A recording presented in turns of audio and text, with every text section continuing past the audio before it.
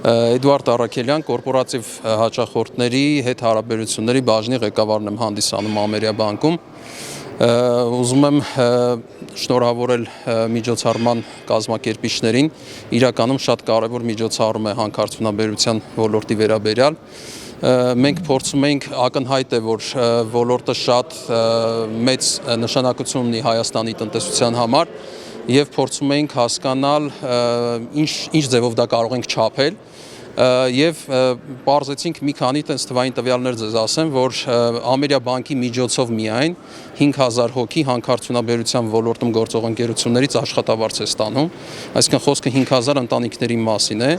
եւ այդ 5000 հոգին հանրագումարային ունեն մոտավորապես $60 միլիոն վարկեր, այսինքն դրանք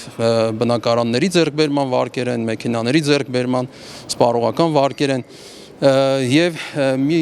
մեկ այլ կարևոր ցուցանիշ, որ տարեկան այդ ընկերությունները հանքարդյունաբերության մոտավորապես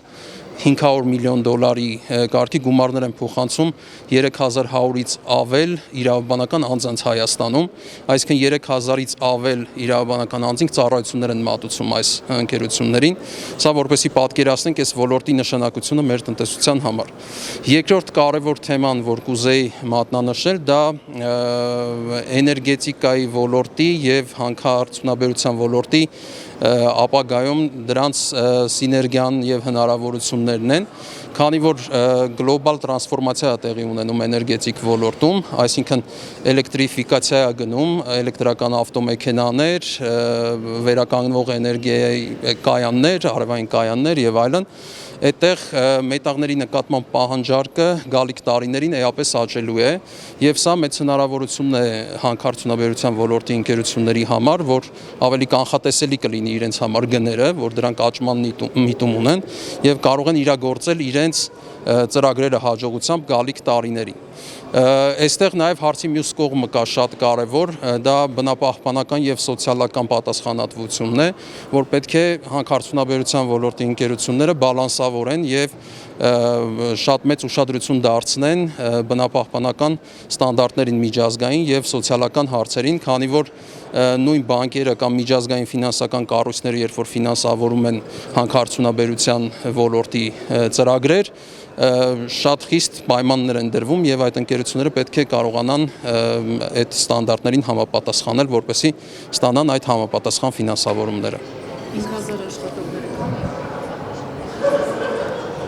Մոտավորապես 45 ընկերություն էինք անել,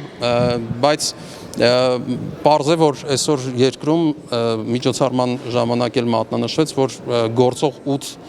հիմնական խոշոր ընկերություններն են։ Մենք ուղղակի մեր բազայից վերցրել ենք հանքարդյունաբերությունում առհասարակ գործող ընկերությունները, այսինքն դա նաև կարող լինի քարի հանք, ավազի հանք, այո,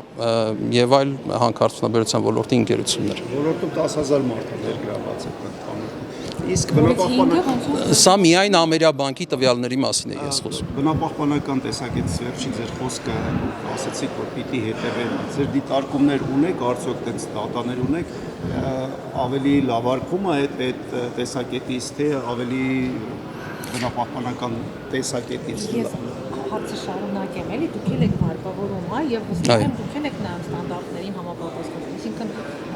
նկատվում է այդ տենդենսը, որ բարելավում մեր ընկերությունների։ Ես կարող եմ վստահաբար ասել, որ դա չի կարող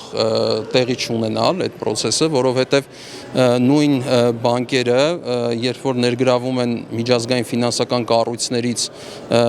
միջոցներ, որոնք պետք է բաշխեն այդ թվում հանքարդյունաբերության ոլորտի ընկերություններին,